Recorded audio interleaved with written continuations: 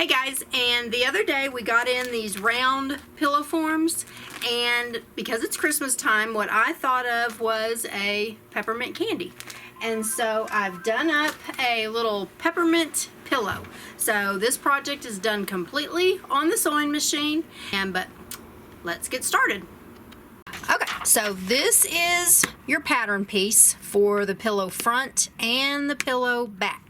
So you will take your paper scissors and cut it out, and then you're going to have in your kit a 13-inch wide piece of fabric by the width of fabric, so 13 by 42. I've cut the selvages off, and then we're going to cut a 13-inch, we're going to open it up, cut a 13-inch square. I don't have a ruler. Okay, so this is your pattern piece for the pillow front and the pillow back. So you will take your paper scissors and cut it out, and then you're going to have in your kit a 13-inch wide piece of fabric by the width of fabric, so 13 by 42. I've cut the selvages off, and then we're going to cut a 13-inch, we're going to open it up, cut a 13-inch square. I don't have a ruler. Found a ruler. So we're going to cut a 13-inch square. Then we're going to take this piece and fold it in half. Okay. And crease it in, but don't do a good sharp crease because this is going to be our front. And then fold it in half again. And then lay your pattern piece, the two straight sides, on the folds, and then cut your curve. And you could either draw this off and then cut it with scissors. I'm going to attempt to do it with the rotary cutter.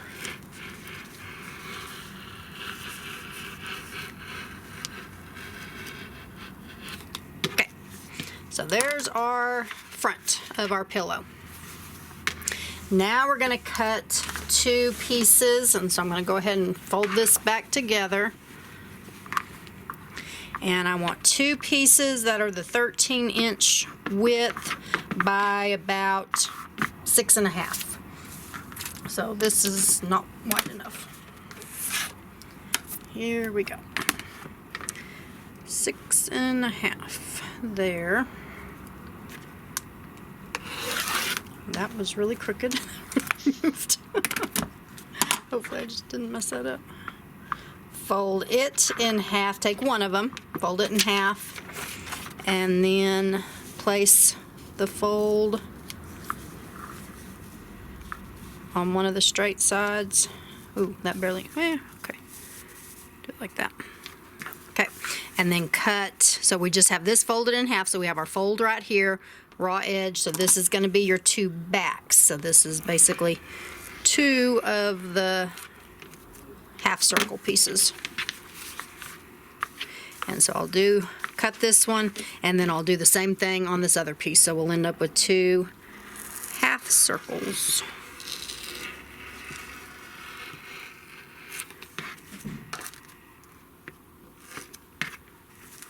Okay, so we have our full circle, that's our front, and our two half circles that are our backs. And then this piece of fabric, this is your leftover, keep it for later, and we're going to use it for the two little side wrapper things that stick out the side of the pillow.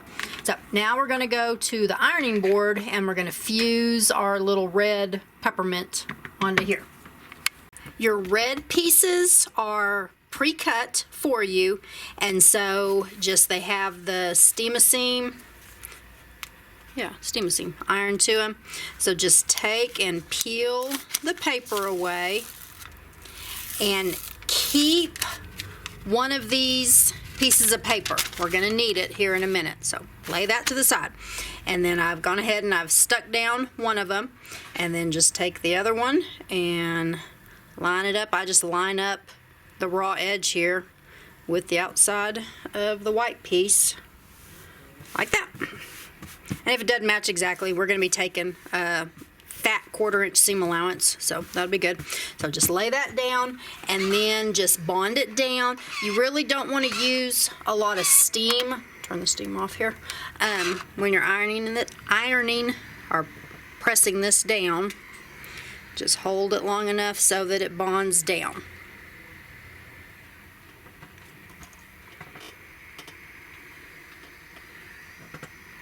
And you can flip it over and do it from this side.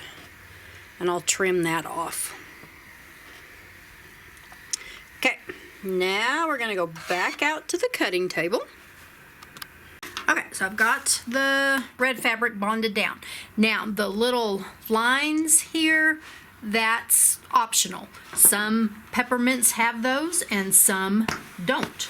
So, if you want the lines, what I did is I took the section here, folded it in half, and matched the edges of the red fabric, and then just came out and drew a little line there. Then did that on the opposite side, or on all 4 sides actually.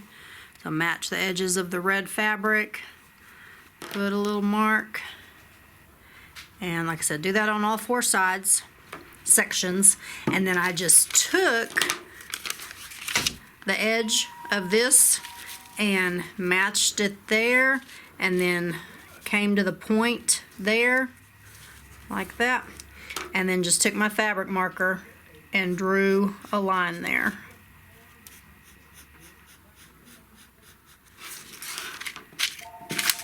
Like that. And then I'll do that in all 4 sides. So again, I'll just take, and you just want the curved part, you want the curve to follow that. So just match it there at the end, come down to the point, and draw your line.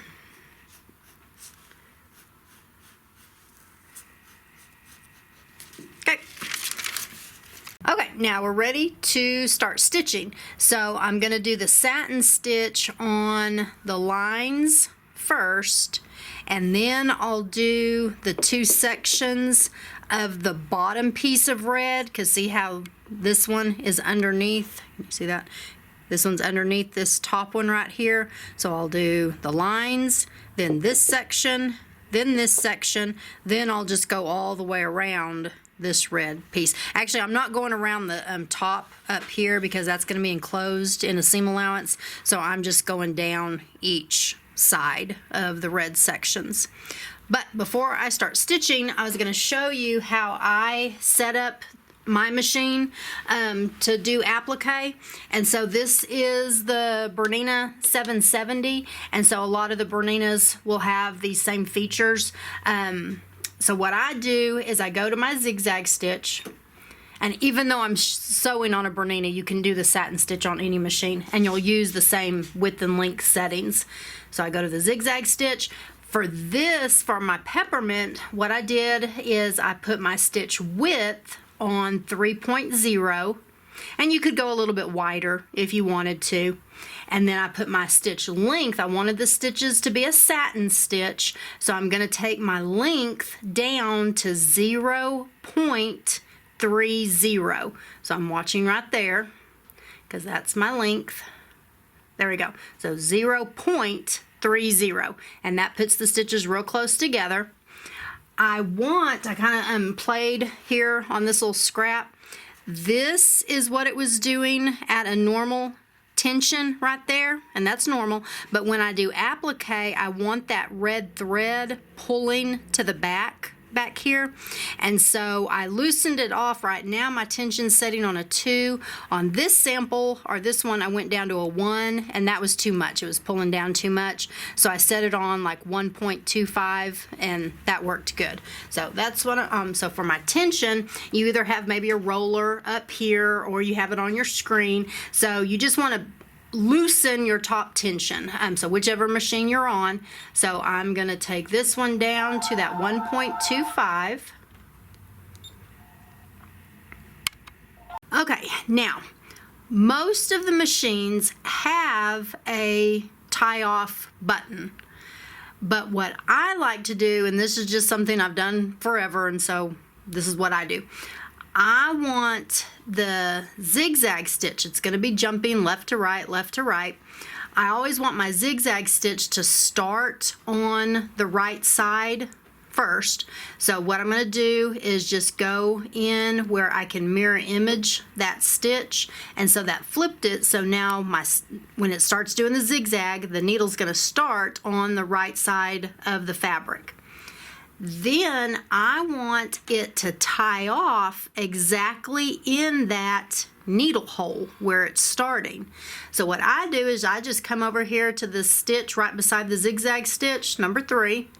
I select it, and this is actually an overcast stitch, but what I do is I take my stitch width down to 0, and then I take my stitch length down to little bitty, so I move it down to about 0.1, somewhere in there. So it's just going to take little bitty stitches, and then I move my needle position a couple of clicks to the left, and then when I go to the zigzag stitch, the needle's going to be in that same position, and then when I tie off, the needle's going to be in that spot. So we'll show you down here. Watch down here. So I'm on the tie off stitch right now, and so the needle's going to come down. See, it's going to tie off, and I just let it take 4 or 5 little stitches there. And then when I jump to the zigzag stitch, it's going to be in the same hole, and it starts zigzagging. And then when I'm done, I can just bounce back over to stitch number 3. It ties off exactly in that same hole. And then sometimes I use the scissor cutter, sometimes I don't. So you can just pop the needle up, raise your presser foot up, and pull your fabric out when you're done. So what I'm going to do is just start stitching. Now in your kit, you're going to have a piece of stabilizer. So this is a piece of tearaway stabilizer. You're going to place that behind the whole pillow front, and I'm just going to start up here. And you could, if you wanted to, this is like optional. You could iron the SF101, the interfacing, onto the back of your fabric if you wanted to. I didn't. Or you could also spray this with like 505 spray and make it stick to the stabilizer. I didn't, because again, I was just trying to do this quickly. So I'm just going to start with the one of the lines. So I'm going to tie off here on the end, and I'm not starting right on the tippy edge. I'm coming down in just a little bit because that's going to be enclosed in my seam allowance. Tie off a few stitches, jump to the zigzag stitch, and then just let it start feeding. Now also with the Berninas, this particular machine has the 9mm stitch width. Even though it has the 9mm and it comes with a 9mm number 20 foot, when I do applique, I like using this 5.5mm number 20 foot because it's smaller, and so it holds your fabric tighter. And so again, that's just personal preference, what I do. Now, I'm not going to push the fabric. I'm going to let it feed in and pull the fabric. I'm just guiding it so that it works around the little line that I've drawn. Now on this particular line right here, if I need to turn and pivot, I would stop with my needle over here on the left side and then just turn the fabric a little bit and get it straight in my foot and then go again. But I'm just kind of guiding the fabric, kind of pushing it a little bit. I'm not pushing it, I'm guiding it around the curve. I'm not pushing it in, because if you start pushing, you'll get places in your satin stitch where it's closer together or farther apart. So I'm just going to sew down to down here and stop. Okay, so I finished stitching all 4 of the just straight lines, and I just kind of, when it got down here close, I just stopped when it got close to the fabric. And now I'm going to start appliquing the red pieces. And again, this one and this one are the 2 that are underneath this top piece. So you can either start out here on this edge and go towards the center, or start at the center and come out. I'm going to go ahead and start at the center here just so so I can kind of control where my needle's coming down and starting. Now, I always applique with my fabric, the piece that I'm appliquing, to my left. And so that way I can, and that's why I have my needle and my tie off, when it ties off, on the right hand side of the swing, because that way I can just lower my fabric or lower my needle down next to the fabric, so I can see it's right next to the fabric. I'm still on the tie off stitch. I just let it take 3 or 4 or 5 little tie off stitches, then bounce to the zigzag stitch. The needle is set where it needs to be, and then I can just take off. And like this side of the applique fabric, I'm doing this at an angle. I need to get over here. I want my needle jumping off the edge of that red fabric, so it's covering up that raw edge. And I just watch and I keep that fabric parallel with the toe that's on the foot. And when you start appliquing, like this side of the curve is what we call an outside curve. So every time we need to turn and pivot on this curve, I'm going to stop with the needle on the outside out here and then turn and pivot. When you're doing this side, it would be like you'd have your applique fabric to the left. So you'd have to turn it around. But this would be like an inside curve right here. So if it's an inside curve, you stop with your needle in the applique fabric. I'll come back when I get to that side so you can kind of see the difference in inside and outside curves. But all of this on this side is an outside curve.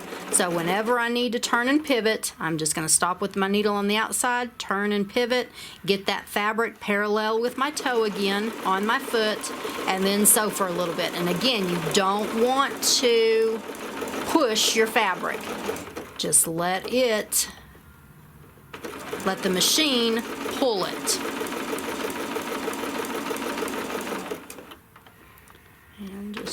Okay, so I've done this side of this piece. So now I rotated it around, and now I'm going to do the inside here. And so to get my applique fabric to my left, I'm going to start up here at the top and then come down. And so again, I'm on the tie off stitch, so my needle is right off the edge of the red fabric. I'm going to take a few little tie off stitches, then jump to the zigzag stitch. The needle's in the right position, and then I'm just going to start sewing down. Now on this one, this is the inside curve, so whenever I need to turn and pivot, I'm going to stop with my needle on the inside, turn and pivot my fabric a little bit. Let me get up here where it shows a little bit more. Okay, so my fabric's not parallel with my foot anymore. Stopping with my needle on the inside, turn and pivot, and get that fabric parallel. Now, I was going to show you also the pivot function on this machine. On the Brothers and the Baby Locks, if you have the pivot function, it's a little, it's on your screen, and it's a little like side view of a presser foot with a needle going down it. And you just engage that. On this machine, you go into the settings here, and on some of the machines you have to push home, and then you'll have the settings down here at the bottom of your screen, but it's the little gears. Then you go into the straight stitch and zigzag, which are your utility stitches. Then this button right here represents any of these functions or any of these buttons. We're going to go in there. The needle down function, because the pivot function only works if your needle is in the down position. So I'm going to go into there, and then you have these 3 options. This one is what I have it setting at right now, so when I stop sewing, the presser foot is all the way down against my fabric. If I choose this one, when I stop sewing, it's going to raise the presser foot up just a little bit, enough for me to turn and pivot. Or if you're working on real thick stuff, you would use this one. But I'm just going to use that middle one. Exit out of that. And so now, let them answer the phone. What happens whenever I stop, I want to stop with my needle on the inside. When I stop, the presser foot comes up automatically, and then I can turn and pivot. So I'm not using the freehand system now. So sometimes it's and then when I start sewing, when I push on the foot controller, it'll start sewing again. So I don't have to do anything to raise and lower that presser foot. All I have to do is, as soon as my fabric's not parallel with my foot anymore, I'm going to stop with the needle. Okay, I'm going to stop with my needle on the inside, and then it automatically raises up. I turn and pivot, and then I start again. And then whenever it gets down and it's not parallel anymore, then I'm going to stop. Needles on the inside, raises the presser foot up. I can turn and pivot. So some people like using the pivot function. Some people like using the freehand system. Whichever works best for you. So what I'm going to do is I'm just going to sew down to the edge where the fabric meets down here, stop, and then I'll do this wedge on this side, and then I'll do this whole side here, and then come back and do this whole side here. So I'll just finish appliquing, and then we'll come back and put the rest of the pillow together. Okay, so I've got it all appliqued down, and so now you just want to tear your stabilizer away, and so the stitches perforated it, so just go through and tear it away from all the little wedges. And we'll come back when I'm done doing this. Okay, we've got the tearaway torn away from our front piece, so we're just going to set that to the side, and I'm going to work on the back pieces now. So I have my 2 half circles, and I need the zipper. So what I'm going to do is take one of these, make sure it's right side up, and I'm going to take the zipper and make sure it's right side down, so the zipper and the teeth are going to be down. The zipper pull and the zipper end are way outside, away from the edge of my fabric. And I'm just going to line up the raw edges. And you can either sew with the zipper on top or the fabric on top, but I'm lining up the edge of the zipper with the raw edge of my fabric, and then I'm going to, oh, I do need that. I took my freehand system out. I need that to lower my pressure foot. Now, what I'm going to be doing is a fat 1/4 inch. So I'm back on straight stitch. I have the 1/4 inch foot on, and I'm just going to make it stick out a little bit out the side of my 1/4 inch foot. You can do this with either your 1/4 inch foot or your zipper foot, okay? So whichever one feeds better for you, but just make sure you're taking a fat 1/4 inch and then just stitch all the way down.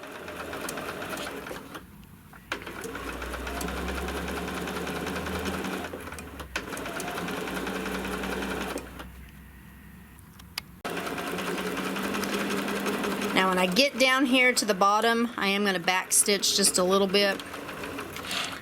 Okay. Then open that up. Then we're going to take the other half, make sure it's right side down. Okay, so it's going to be right side down. The zipper is right side up now, and I'm going to line up the edges of my fabric circle, so make sure they're meeting on this side, and then come down here, make sure they're meeting down here on this side. Line up the raw edge with the edge of the zipper.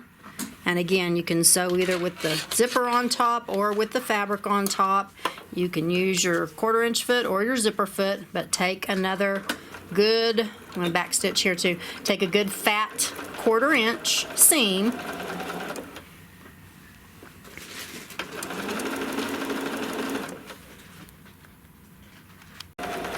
When I get down here to the bottom, going to back stitch again. Now I'm just going to open it up, take it to the iron, and just press this good, and it should fit our front once it's pressed like that. Okay, I'm going to press that, And then we'll come back and we'll work on our little, I don't know what they're called, poofy things on the side, the wrappers. Okay, this is our piece of fabric that we had left after we cut the front and the two back pieces. So what I'm going to do is kind of square it up a little bit here.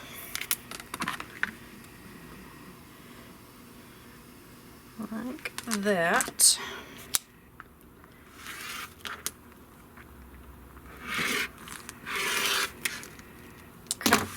And so that, I've pressed it, or I've folded it in half, and I want to cut it in half on that fold line. So it should end up being about, looks like about a 6 by 16, somewhere in that area. And it doesn't have to be exact. Okay.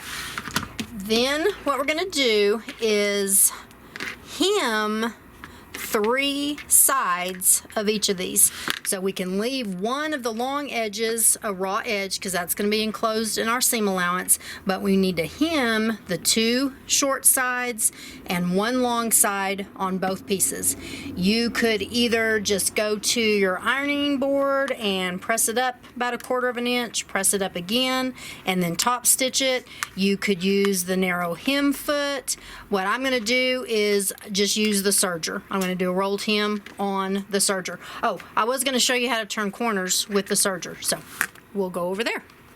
Okay, so I've got the serger set up for a 3-thread rolled hem, and I've got the right side of the fabric up, and I'm just going to start going down one of the short sides, and you don't really want to trim anything off over here. And what I'm going to do is when I get down here close to the corner, I'm going to stop with my foot controller, and then I'm just going to turn my hand wheel towards me until the needle goes off the edge of the fabric 1 stitch, and then I'm going to keep turning the hand wheel towards me until the needle comes up completely to the top. I'm going to raise the presser foot up, pull just a little bit of slack in this needle thread, and then take the fabric and kind of pull it to the back, rotate it around, nudge it back up against the knife, put the foot back down, and then take off. And then I'll do it one more time on this corner.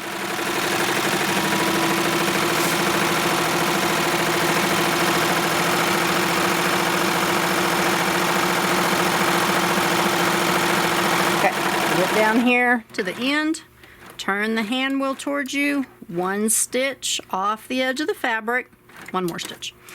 Stop with the needle up, raise the presser foot up, pull a little bit of slack, rotate the fabric around, make sure you don't forget to put the presser foot back down, and then take off. And that's just a way of kind of continuously going around without having to start and stop.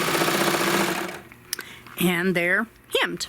And so now I'm just going to go to the ironing board, press them, and then we'll gather them up. So we're going back to the sewing machine.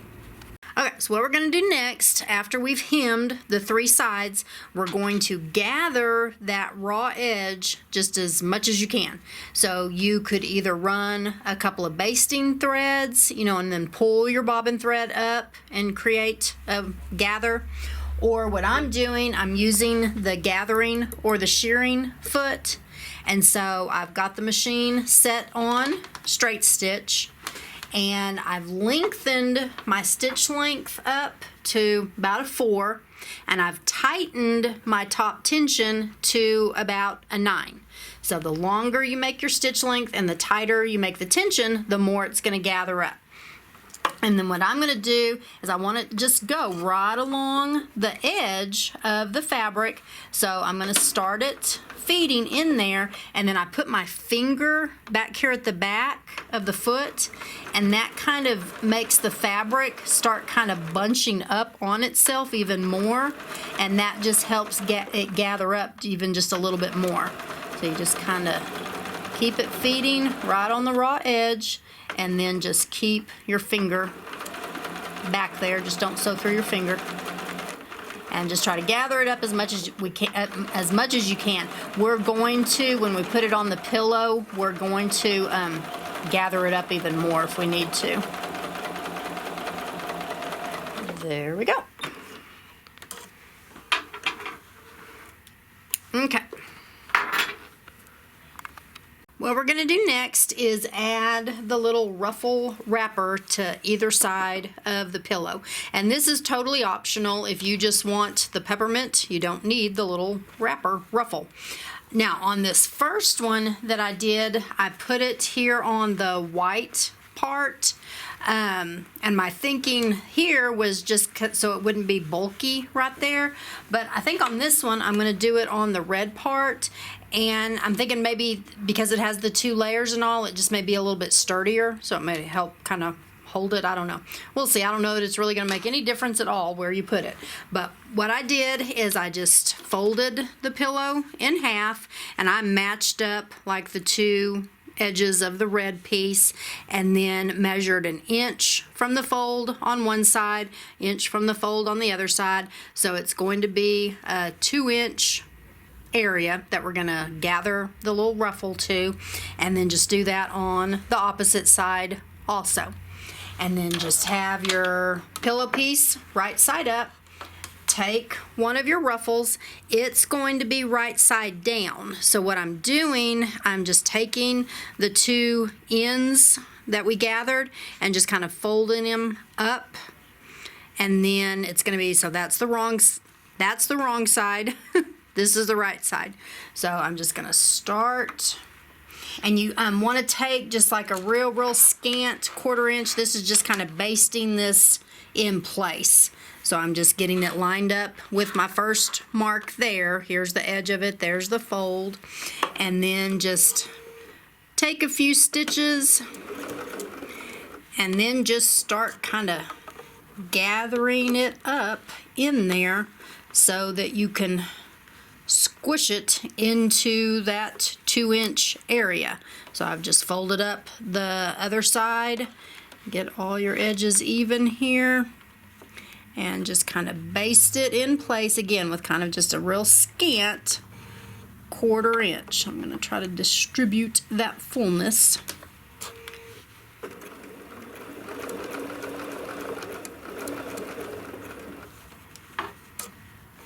There we go. And then we can do the same thing on the other side.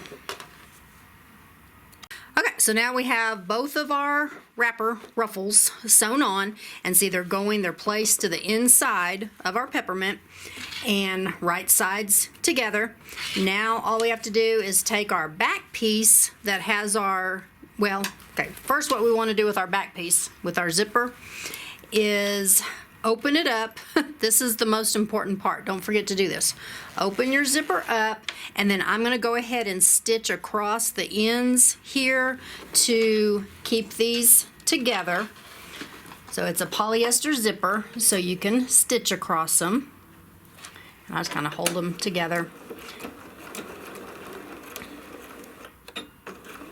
I'm just going to go back and forth. You could lay it the other way and just do a zigzag stitch across the end of it. It's just to keep those teeth together.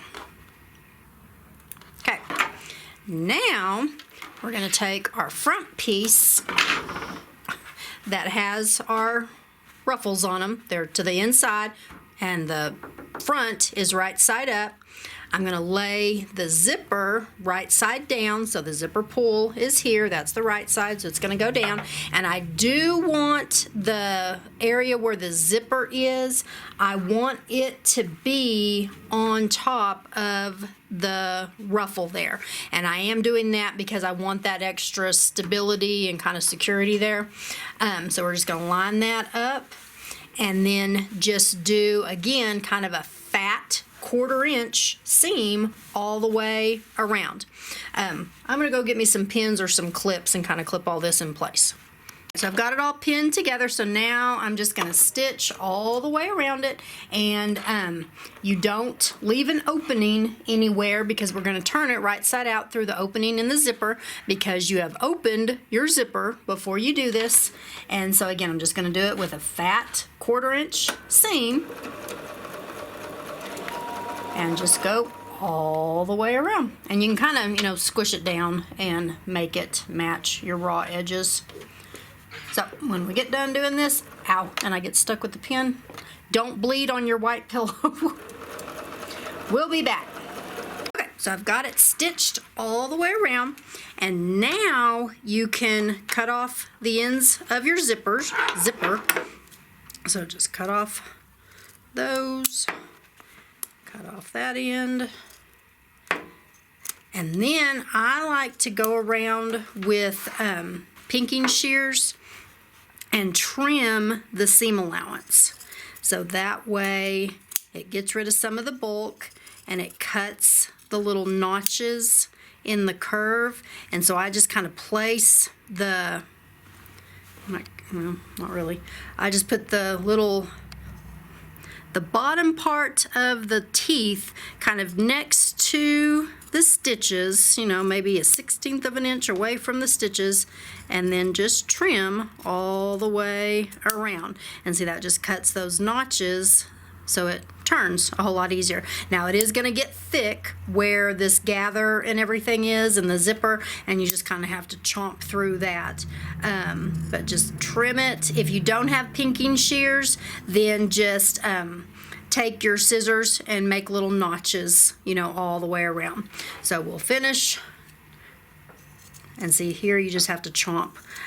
So we'll finish trimming all the way around, and then we'll come back and turn it right side out and stuff our pillow form into it.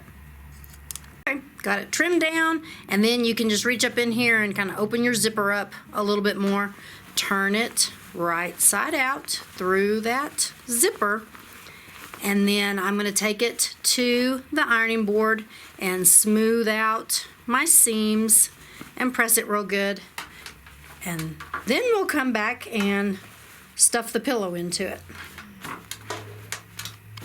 Okay, now we're just going to stuff our pillow in there. And I guess you could cut the tag off if you want to.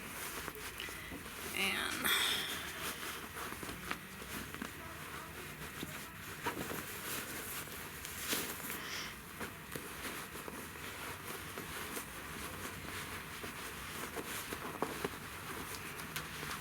get it up in there. And it is fat, so it is, you know, a tight fit. If you don't want it to be this tight, then when you're stitching around it, just do like a regular 1/4 inch. But I like it tight so that it fills out the pillow. And then once you get it done, you just kind of, you know, hang it around.